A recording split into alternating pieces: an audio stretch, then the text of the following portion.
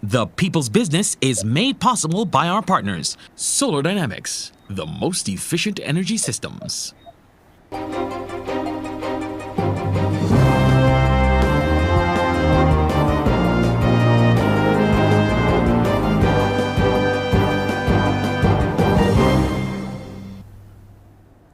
A very good evening to you. I'm Ryan Broom and welcome to The People's Business, where we take a closer look at mental health, including the very sensitive subject of suicide. Sadly, within recent weeks, at least 3 families across the island have had to come to grips with the sudden loss of loved ones who ended their lives. Now, the incidents have sparked concern at all levels, with calls for more attention to be given to issues of mental health. The debate has also included the role traditional media houses should play in terms of the approach to reporting on such incidents. Tonight with me is an esteemed panel more than qualified to discuss the topic at hand. Clinical psychologist Reverend Dr. Marcus Lashley, consultant psychiatrist Dr. Joy Sue, couple and family counselor Jomo Phillips, and Maria, not her real name, a guest who has grappled with issues related to mental health. We'll be back with the start of the discussion segment after this break.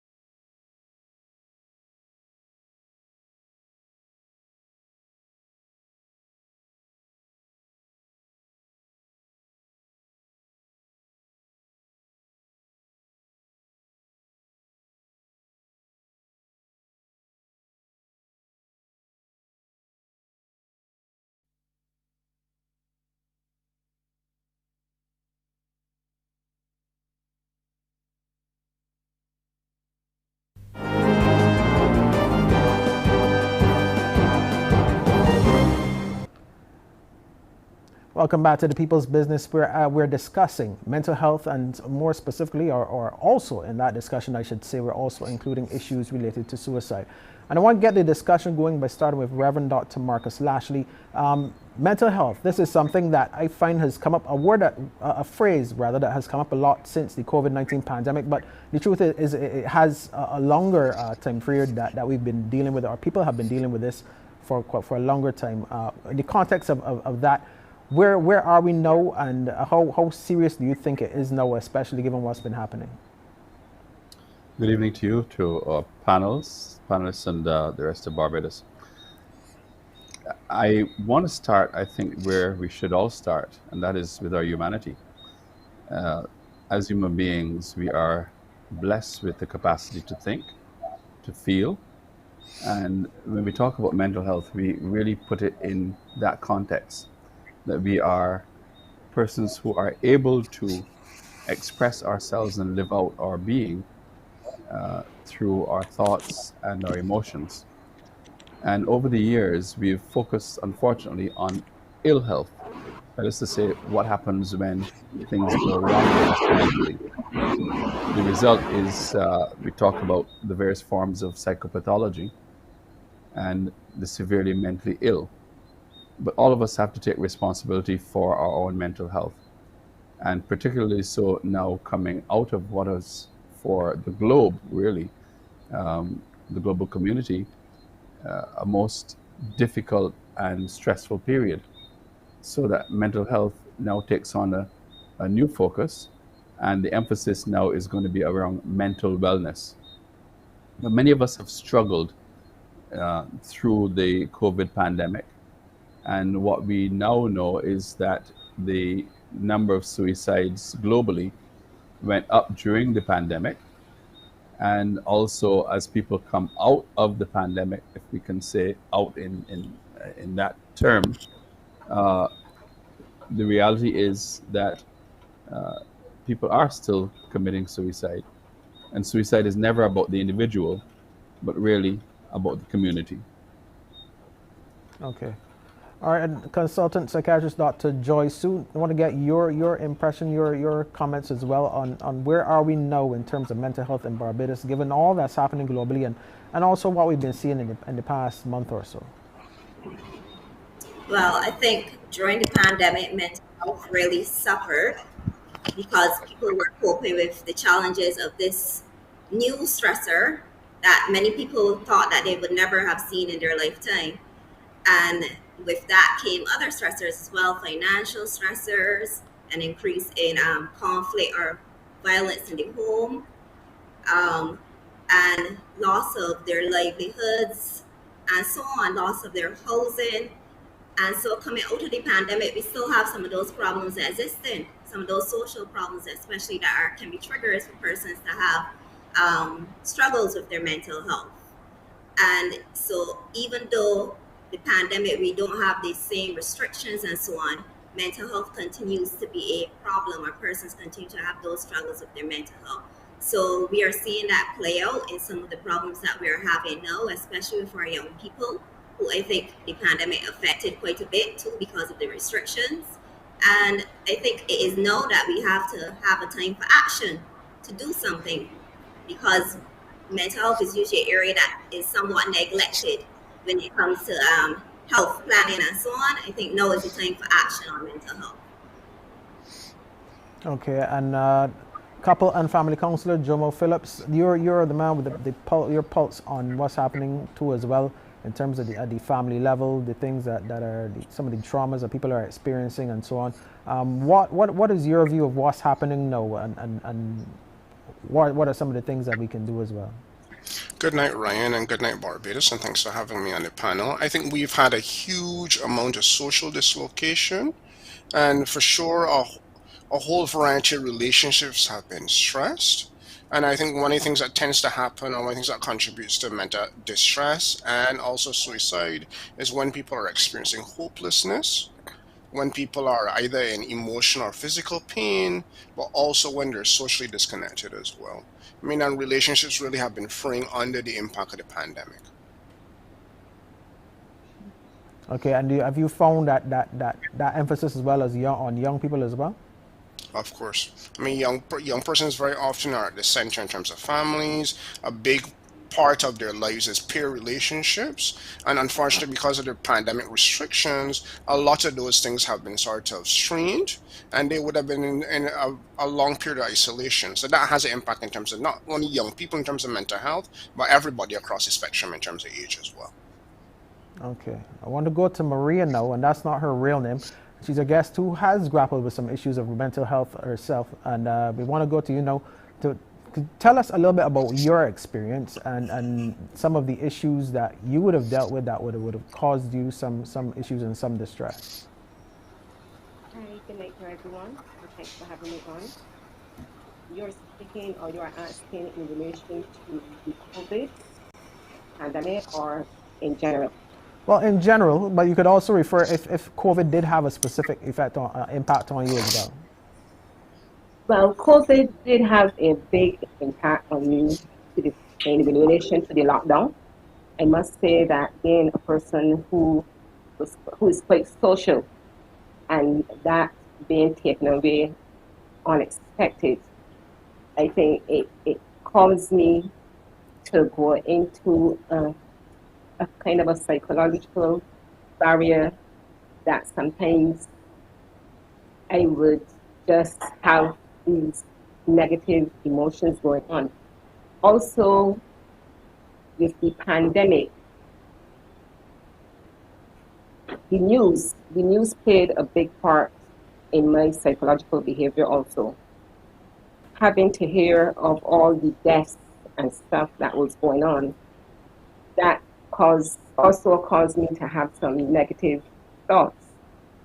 And in general, in relation to my mental health stems from way back even, and to really, I did not know.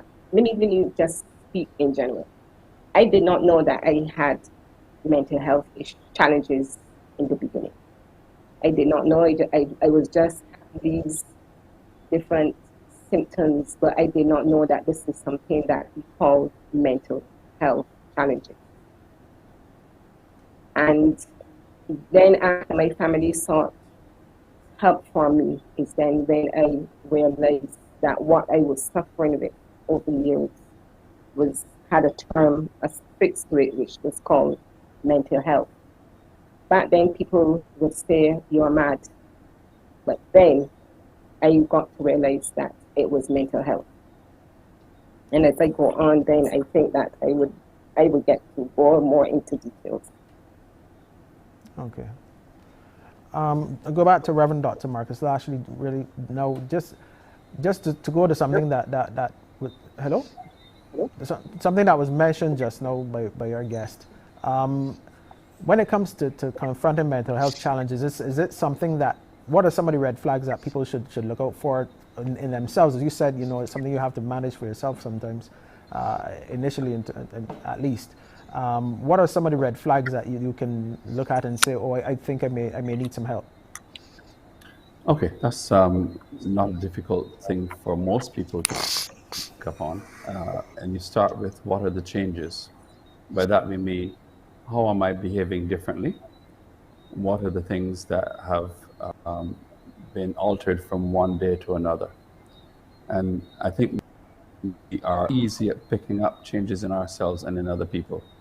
And once you note that, then you begin to have an intervention. You begin to say to someone, well, I need help.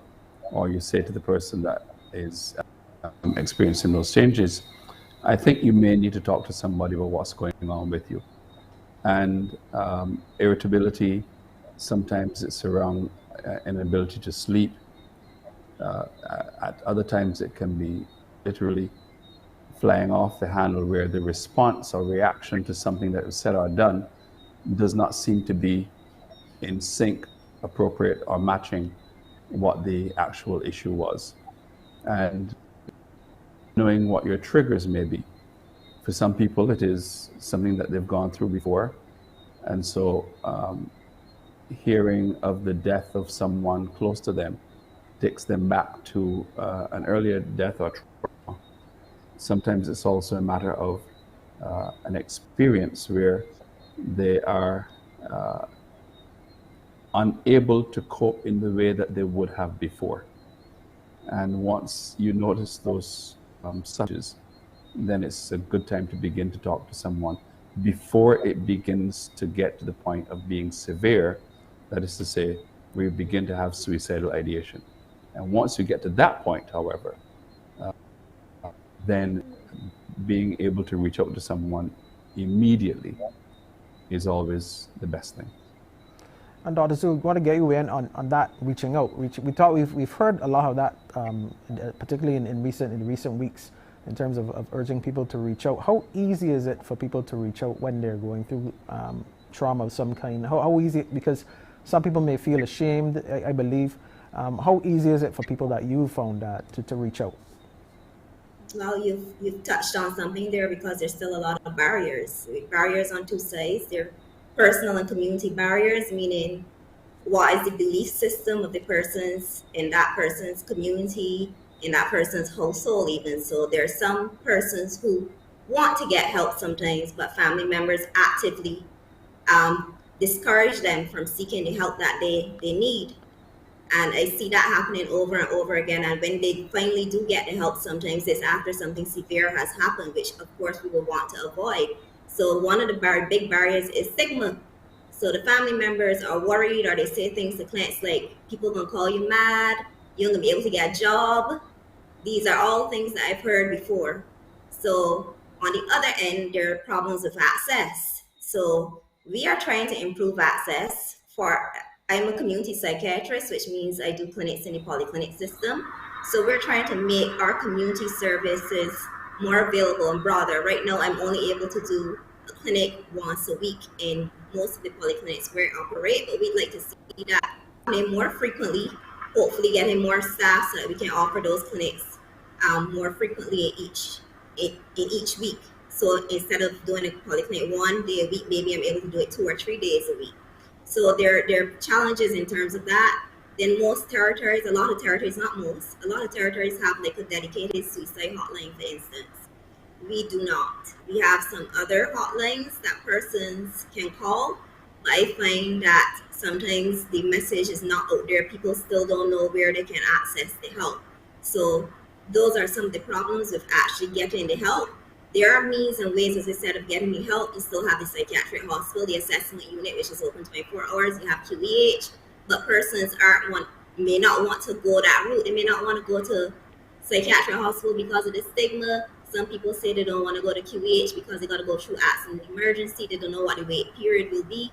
So as I say, their problems are twofold. It's to do with beliefs and it's to do with problems of access as well.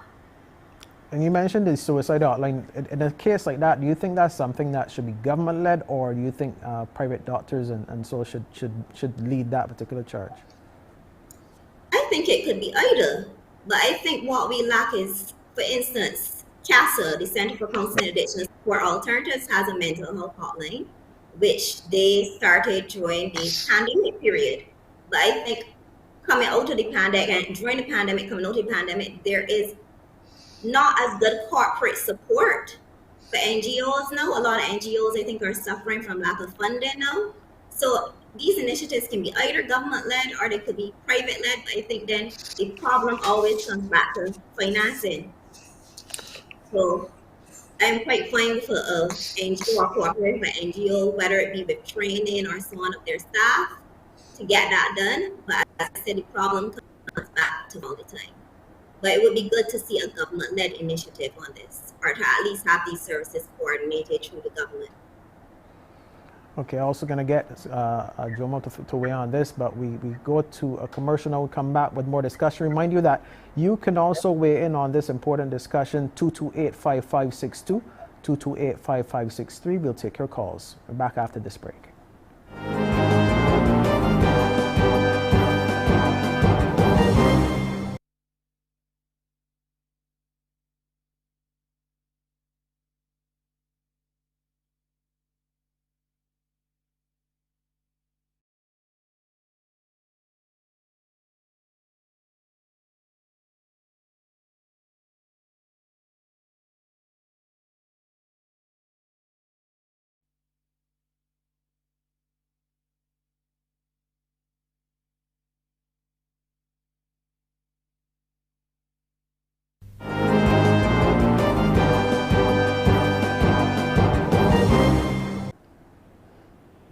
Welcome back to the People's Business. Our topic tonight, mental health, and I understand we have a call on the line. Go ahead with your comment or question, caller. Hello? Hi. Hello? Hi, good night. Hi, good night. Go ahead with your comment or question. Hi, good night. Can you hear me? Yes, we can hear you. Hi. Hi, good night to the panel, and good night to the young lady that is there. I have a question and a comment to make, if I may. What are the... Do you all think there in the panel, and anyone can answer, do you think that more or enough is being done, especially in light of recent happenings that happened here in Barbados to some of our younger folk? Do you think that enough is being done as it relates to mental health? Because you would appreciate it's an issue that a lot of people don't really like to get into and discuss. They like to sweep it under the carpet. What more do you think can be done rather than just talking a lot? A lot of people talk a lot and very little action is happening. What more do you think can be done to not only curb this mental health, very serious mental health issue, and to help others that are experiencing different levels of bullying, from the levels of school all the way up even past school? Okay, what more do you think can be done about that, should be done? And my comment would be to the young lady there, I just want to encourage you to remain strong and keep your eyes on the Lord. I know it's difficult. I've been through some stuff in my past life, so I can understand to some extent how you are feeling, and I can only wish you well in continuous recovery. And remember, right, the world is big and you have a lot to offer.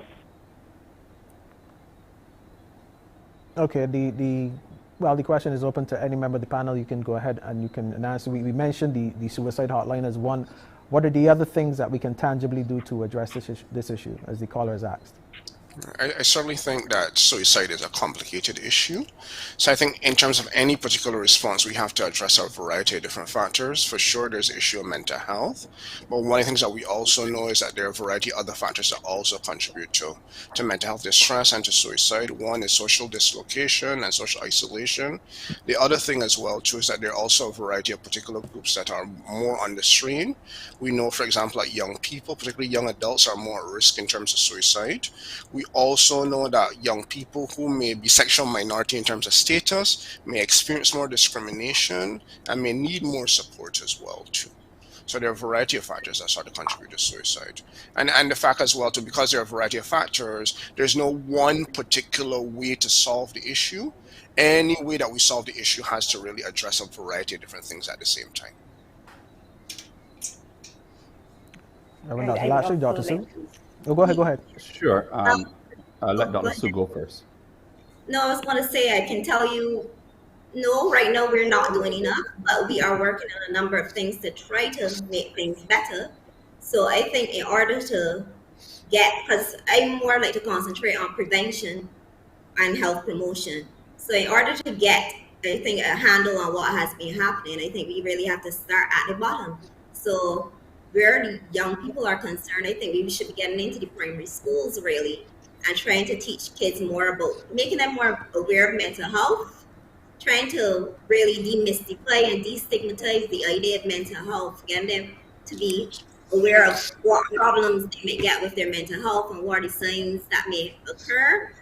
Also getting the teachers and the persons within the school, their parents also more aware of these things, and helping to teach children how to cope when they face certain challenges from an early age. That's one of the things you can do to help prevent later suicides from occurring. I can say that PAHO is supposed to be doing a mental health literacy training with staff in the schools, and hopefully that will be on board soon, which is aimed at having that kind of intervention started from the primary school level and up. Also, our mental health legislation is dated compared to legislations in other territories. Our legislation is quite updated, but we are already started to work towards updating that as well, so that we can get things more in keeping with what is going on in the rest of the world in terms of human rights and so on. So that we can cope with the problems that are occurring now, which obviously wouldn't be the problems that were occurring when this act was first introduced. Our things have changed. So that's a part of what we're doing as well. This, what you spoke about at the beginning in terms of responsible reporting of suicides in the media, that's another intervention that can be done. And as you know, we've started that as well. So we are doing things in mental health. It's still not enough. We still need more staffing, as I said, more financing, more resources to be put behind it. But at least I know that we are on the right track right now in terms of trying to get things done. Okay, I think that Dr. Sue was being exceptionally generous just now, but we have had attempts at revising our Mental Health Act. Sitting in the office of the Chief Parliamentary Counsel for over 20 years. That is absolutely ridiculous. If we as a nation are taking mental health seriously, then we have to stop revising the revisions and simply get on with passing a new Mental Health Act. It is critical. As Dr. Sue mentioned, there are so many things that have changed in the world, and there are emerging needs that need to be addressed in terms of our legislation. And that we've had such an impact from COVID on mental health of our citizens, then this piece of legislation has to be a priority for this government. We have had successive governments over 20 years who have not been able to pull this through and make it law. So I think that that's, from a policy perspective, that is critical. And we have to stop paying lip service to the area of good mental health. I want to tackle the other area that I think we don't often look at, and that is the workplace. And one of the things that we were looking at in the National Mental Health Commission while I was chair was to create in every single workplace a mental health champion and helping people to address issues of good health. And just as children need to be educated, I think that adults in the workspace are ideally placed to have mutual and peer support and address mental health issues and help to break down some of the stigma and discrimination. Okay, Marianne, areas that you think we can improve on or that need to be addressed from your viewpoint? From my viewpoint, as someone who is actually a survivor, a suicidal survivor, I must say that I don't think that enough is being done. I don't believe that persons like me wake up on one morning and decide that we are going to end our life. It is something that happens over time, and we are usually ignored. Our symptoms are ignored, our triggers are ignored, everything is ignored. We don't just wake up one morning and decide that this is what we are going to do. And I think more discussions needs to take place as it relates to mental health. Barbados is not open as yet. Persons are not open as yet to deal with mental health, to recognize, and that's one of the reasons why that I cannot show my face. For me to show my face, the job that I am in is not going to go down well. It's not going to be received well. I would love to show my face, but I cannot show my face. Another question that was asked is if it's easy for persons to reach out. Some person like me, and when it was first diagnosed, it wasn't easy for me to reach out. And the reason why I was not able to reach out is because, as I said, I did not know that I was suffering from mental health. I just thought, oh, I was lazy, I didn't want to get into my bed, I was just sleeping all the time, I was always calling in sick every week to be away from work. And with me not knowing what was happening to me, I couldn't reach out. I thought it was normal. I thought it was just a normal feeling because there were no discussions going on at that time as it related to mental health and the symptoms of mental health. So I think we need to have a lot more discussions. Yes, we are going to hear the scientists and the surveys and the studies and everything that we would hear persons discussing. But for some person like me who actually have been there and know how it feels to have mental illness challenges, it's not easy, and we just need a lot more discussion so that we could save more lives here in Barbados. I know you have a call on the line, but I just want to ask you this really quickly, Maria. How important would you say is, I know as Bajans, sometimes we ask somebody, hey, how you doing? And the automatic thing sometimes is, I'm okay, I'm all right. How important is it to check in on people? We talk about, that has come up as well, to check in on people to see genuinely if you're okay. Does that happen with you, or how important is that? I don't hide my illness. So a lot of my family and friends know of my condition. I call it a condition. But the mere fact, because that I always take my medication. I always take my medication. So I don't really relapse that often. But yes, my family would always check in almost every day to ensure that I am taking my medication. They would always check in to see how I'm doing. And if they realize that something is off. And for me, I know my symptoms, I know my triggers, I know everything about me, I know my body. And if for one reason that I realize that I do not want to get out of my bed, or I am crying all the time, and then when I ask myself, Maria, what are you crying for? And if the answer is, I don't know what I'm crying for, then I know that something is happening. If I don't seek help, it is going to escalate. So yes, my family and friends they do check in, and I thank them, and I thank them for that. To know that at least that I have that support system there. Okay.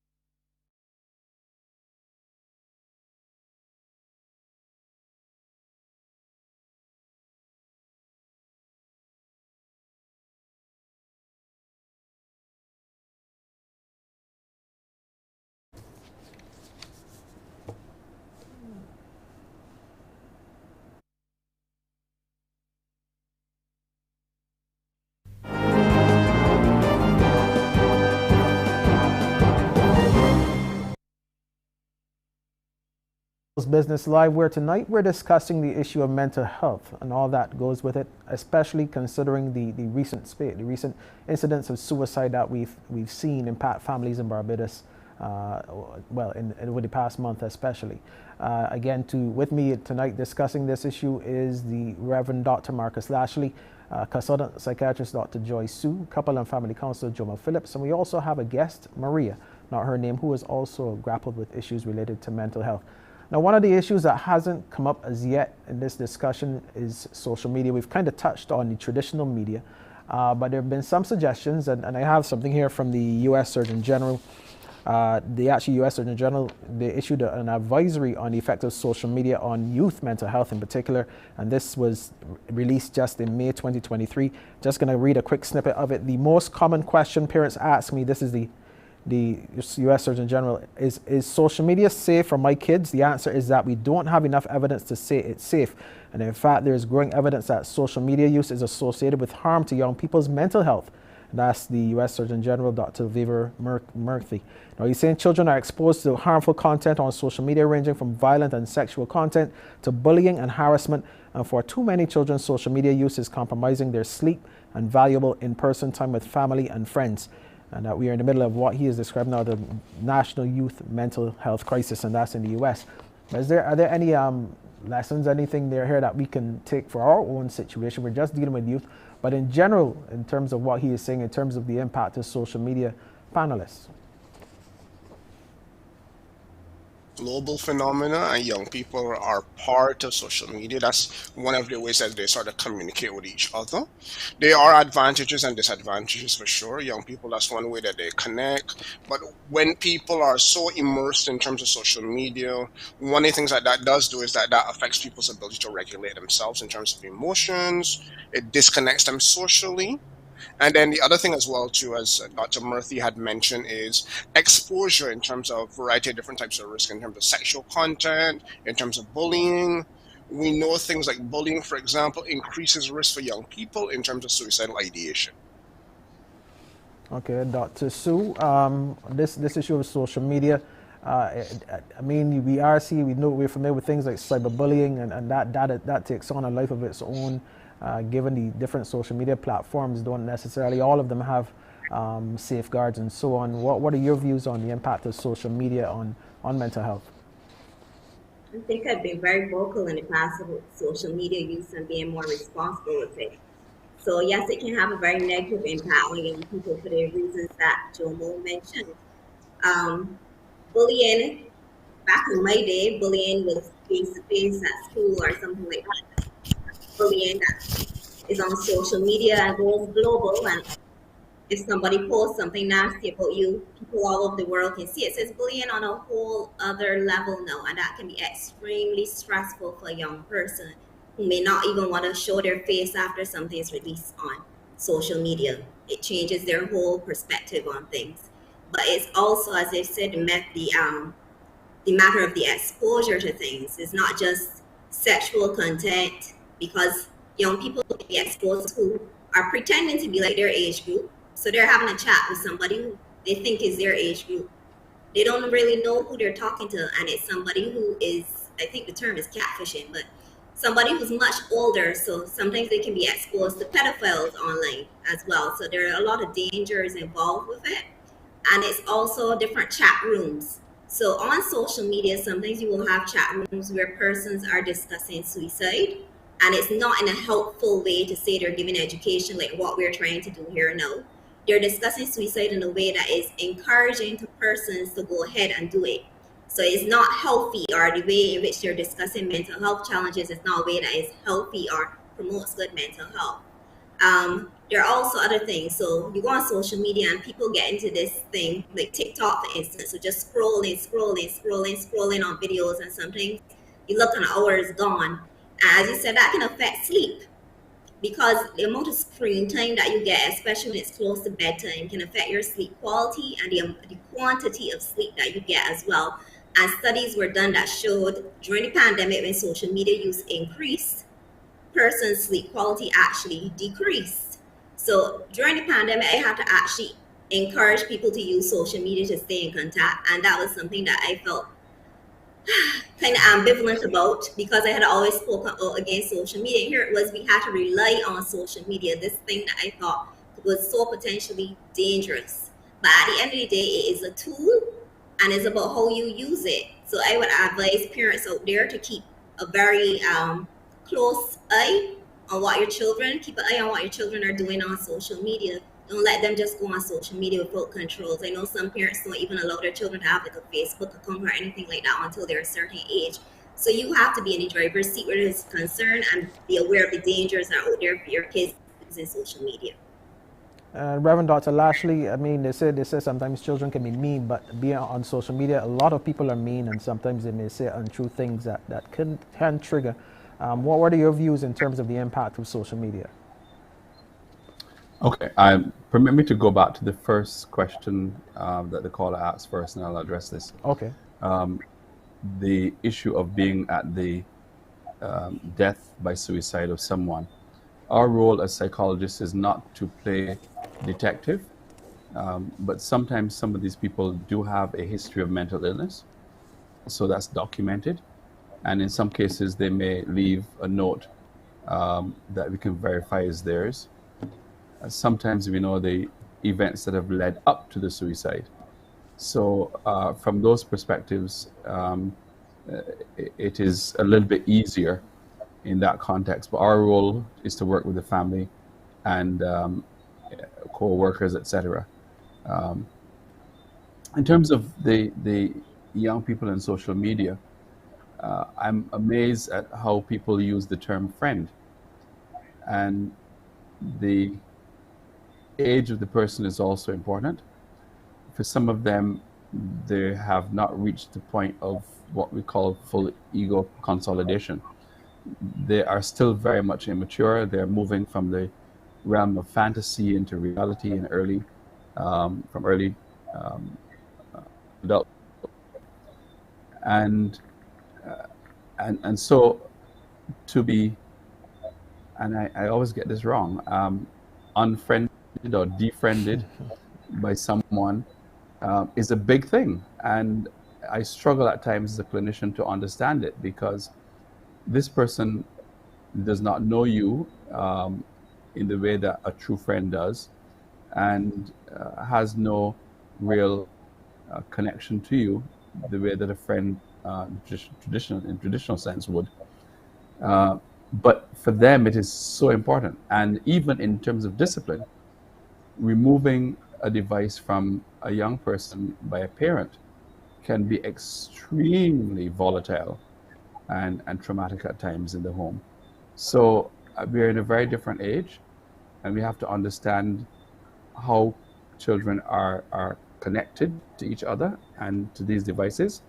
But also, as parents, I think there's a need for learning how to help them to have times where they are disconnected. Okay. I understand we have a call on the line. If you're still on the line, caller, please go ahead with your comment or question. Good night. Good night. Caller, go ahead with your comment or question. Or please don't listen to your television if that's what you're doing. You will hear a delay and it will confuse you. Okay, I think we've lost that caller. Let's go on then to traditional media. We did touch on this before, and as somebody who is in traditional media, I know that some media houses have been questioned about the way how we report on suicide and issues related to mental health. What are your individual assessments in terms of that? What can we improve? What are we doing wrong? What are we getting right, in your view? Okay, I think that we do know that people who hear about a suicide or are connected to someone who has committed suicide may become emboldened if they are thinking of suicide themselves. We live in a much more connected world than we can even imagine. And so I think helping the persons in the journalistic field to report on the matter in a very responsible way without sensationalizing it, but just simply acknowledging that a life has been lost, but also reporting on the number of people who are impacted. Because sometimes one of the things which will prevent someone from committing suicide is knowing the scope of the lives that will be impacted. So those are some of the things that I think really can make a difference. Okay. Dr. Sue? Just to play devil's advocate, there are some persons who will die by suicide or complete a suicide who that may be just the point of why they're doing it, meaning they want to affect that scope of persons. So you have to be careful with that. But from my point of view, I think I've been clear on those points. The media has to be responsible. One, most important thing, don't report the method, because reporting the method of suicide can cause an increase of deaths by suicide. By that same method, sometimes up as much as 44% afterwards. Don't sensationalize it, as Dr. Lashley said. Don't put it on front page news. Don't make it be the first article on the TV news. Don't give it that prominent place. But most importantly is the context. What we're doing, like what we're here doing tonight. You have to provide the education with it, the resources that persons can use, so that people get, yes, there's been a death, we acknowledge there's been a death by suicide, but here are your alternatives if you're feeling the same way. you can reach out. So it's about cons as well. So we have to be responsible in providing the education that goes along with the reporting of that death. Okay, Jomo? Marcus and Dr. Sue. I think one of the things is there's the issue of contagion. It's a real phenomenon. We know that contagion in terms of suicide reporting particularly affects young people. We know that the media, because they're the ones that generally do the reporting, have a significant role and responsibility in terms of preventing contagion. So it's how they report that information. We don't want to provide the details in terms of the cause of the suicide. We also want to be able to provide people with resources when we provide reporting. We also, especially since a lot of information is also communicated via social media as well too, we also want to provide trigger warnings. We want people to be aware that they can make choices in terms of viewing the story or not viewing the story, and also what resources are available in terms of being able, if they are suicidal themselves. Okay, Maria, I want to get your view on hello? Okay, yes, please.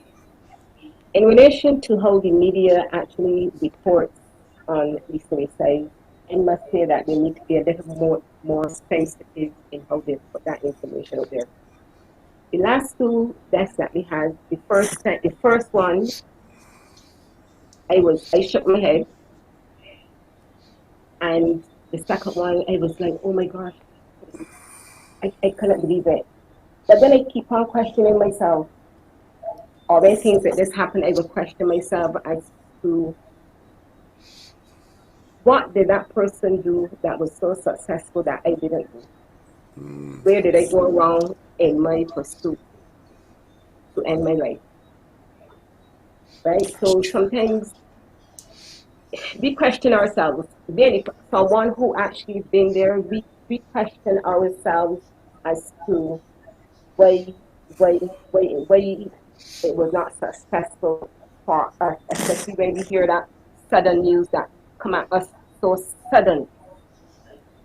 So in relation to what Dr. Sue said, I can concur with her that the media needs to be sensitive where they put that information, how they put it. The radio stations also needs to be a little more sensitive in how they put that information, because for some person who's thinking along those lines and the way how the information is received by some person who is actually at that point to end their life, they can receive it in a very negative way, which will push them a little more to do what they want to do.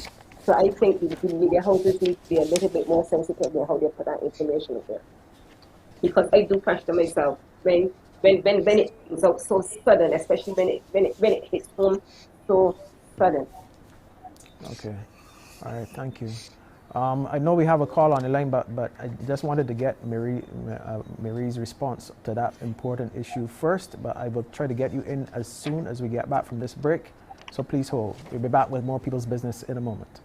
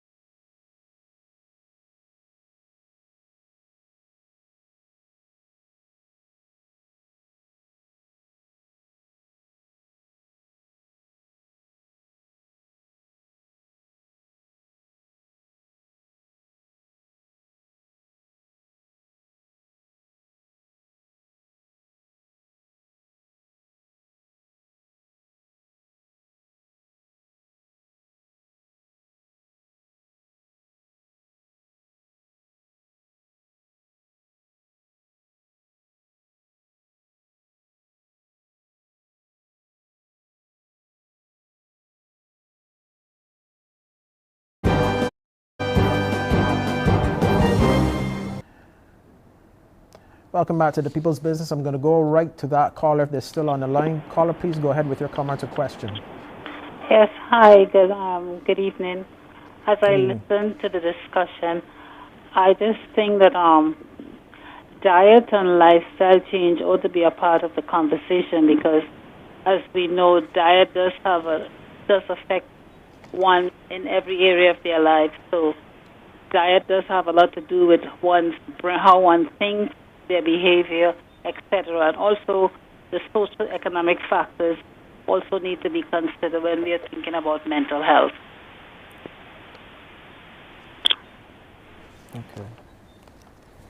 Okay, thank you, caller. Before I get into the wrap segment with the guests, I just want to mention this here. This is from the WHO and the best practices for reporting on suicide. They do say take the opportunity to educate the public about suicide, avoid language which sensationalizes or normalizes suicide or presents it as a solution to problems, avoid prominent placement and undue repetition of stories about suicide, avoid explicit description of the method used in a completed or attempted, avoid providing detailed information about the site of a completed or attempted suicide. So just some of the things which some of our panelists have actually already mentioned as important things that we should consider on this issue. And we have time, yes, and now one other call. Please go ahead with your comment or question, caller. Good night. Please go ahead with your comment or question. Good night. My question really is in relation to medication. Maria would have mentioned that her family made sure she take her medication. What I want is to expand as to the role that medication plays in your total healing, because I would think that you would want to eventually wean off of medication. So can you expand a bit on the use of the medication and how it's helpful in terms of bringing that person back to recall norm? Okay, panelists, before you respond, we're into the final segment, so I may ask you to put your responses to this in the form of a summary, really, as we wrap up. But the floor is open to respond to that question and any other comments that you want to add as we wrap up. I'll just say this: there's a lot of persons who die by suicide may have a pre-existing mental health condition or mental illness. So the medication that is used is going to depend on what that diagnosis is. So it might not be the same medication across the board for everybody. And then some of those illnesses are going to be chronic and some of them may not be. So for instance, a person who's diagnosed, who has a major depressive episode, for instance, that person may be treated and may be able to come off that medication at some point. But there are some people who suffer from depression who need to be on medication all the time because they have more of a chronic and a kind of relapsing type of course in their illness. A person with bipolar disorder, for instance, that's a chronic condition. They will need to stay on the medication. So it's not every condition that you can wean off medication. It's going to depend on what the condition is, what the diagnosis is, and whether that condition is something that is chronic, which means you need to stay on some form of medication all the time, or whether that's something that is more acute and can be treated and then the person recovers and is able to come off. So it's not that simple of an issue. And I think that's part of the misunderstanding in society, and that persons generally think when they go on the medication, they're thinking right away, when can I wean off, when can I come off? Not recognizing that some of our mental health, some of the mental health conditions or mental illnesses are chronic, like diabetes or high blood pressure would be chronic illnesses, and they need to continue on medication long term, and that's where the problem comes in. And that some people will come off their medication without the or against doctors' advice. Okay, thank you. Go ahead, sorry. No, I was going to say in summary, the previous caller who had talked about suicides, that's being reported and may not be suicides. I found that a bit ironic because suicides tend to be underreported, especially in countries like ours where we don't have a suicide prevention policy or program really in place, because there are reasons, stigma for instance, for persons not to necessarily tell the truth when the inquiry is going on. So persons who their family member, they may have a suspicion that their family member did it, may hide up things because of the stigma associated with it, and a different conclusion may be made at the end of the day.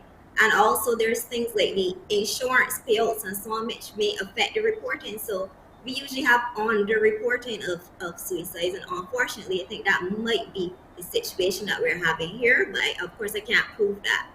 So okay. All right, Reverend Dr. Lashley. I understand we have another call on the line, but I want you go ahead, sir, with your wrap, with your summary. Okay, I want to take up the point that Dr. Sue just made and advocate for an increase in the research around suicide in Barbados. We are really underreporting, and if you really want to know the true measure of suicide, you have to ask funeral directors. But I think that in terms of our work around this area of mental health, that a lot more education needs to be done, a lot more research needs to be done, and giving people in our workplace and in our schools, as she mentioned, the needed tools to help with dealing with some of the complexities of life as they are evolving regarding mental health. Okay, I'm going to ask you, caller, if you're still there, please go quickly with your comments or questions. Thank you. Good evening to the host and good evening to the panel. The last time we had a mental health discussion, Dr. Sue made some statements which I find to be extremely profound. She agreed that intergenerational trauma is real, and then she juxtaposed that with we were forced to accept other people's religious systems which were insensitive to our own peculiarities. And then she said, I'll leave that there for now. With Dr. Sue, we can't leave it there anymore. So I need to hear your comments on how we can have conversations to address those core underlying issues, traumas, intergenerational trauma, the impact of religion, religions that were forced on us and how they have impacted our mental health, and also maybe a brief comment on the socio-economic aspect of and how they impact on people's mental health. Thank you. Have a good evening. Thank you. I don't know if we're going to have enough time to go into all of that, but we will see if we can. I'm going to go to Jomo really quickly for his closing comments. I think I certainly want to respond to two last callers in terms of questions. One, mental health is brain health.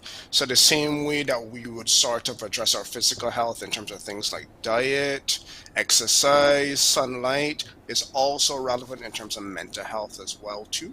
We need to look after ourselves. And the last caller, there is a real significance in terms of the issue of trauma and intergenerational trauma. We know that trauma increases risk in terms of suicide, especially when people have been untreated in terms of trauma. Trauma increases level of hopelessness, and people may also become more disconnected when they're experiencing post-traumatic stress disorder or complex types of trauma as well. And finally, the other thing as well too is that we also, because of religion, tend to sometimes stigmatize suicide. We need to have much more open dialogue and much more open discourse in terms of talking about suicide and destigmatizing it.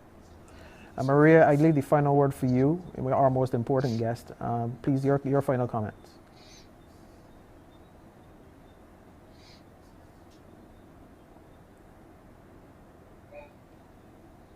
I think we need to have more discussions and conversations as it relates to mental health and suicide, and for persons to understand that it is something that is real and it is among us and it is not going to leave us in any hurry, and for the governments and the different ministries to do more education as it relates to mental health and its challenges.